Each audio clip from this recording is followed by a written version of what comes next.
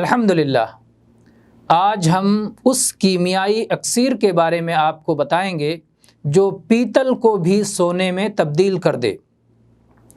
ایک بدکار عورت نے ایک پیاسے کتے کو دیکھا جو پیاس کی شدت سے کیچڑ کو چاٹ رہا تھا۔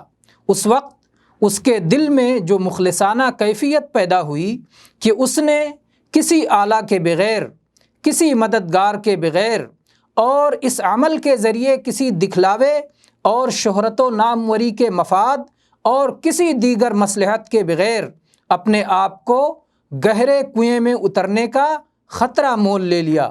اپنے چمڑے کے موزے کو پانی سے بھرا، اس بات کی کوئی پرواہ نہیں کی کہ اس طرح اس کا چمڑے کا موزہ خراب ہو جائے گا۔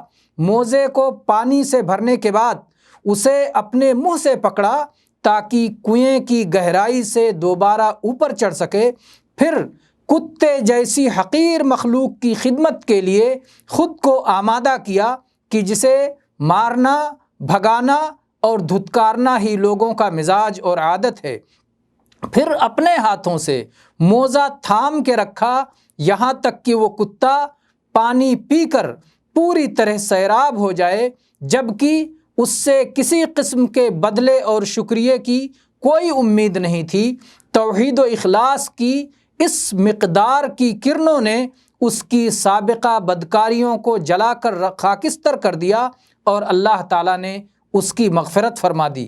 اللہ کے نزدیک عمل اور صاحب عمل کی حالت اس واقعے سے سمجھ میں آتی ہے۔ اکثر عمل والے اس کیمیائی اکسیر سے غافل پڑے ہیں کہ جس کا ایک ذرہ اگر پیتل کے پہاڑوں پر ڈال دیا جائے تو اسے بھی سونے میں تبدیل کر دے۔ اللہ ہی سے مدد کی طلب ہے۔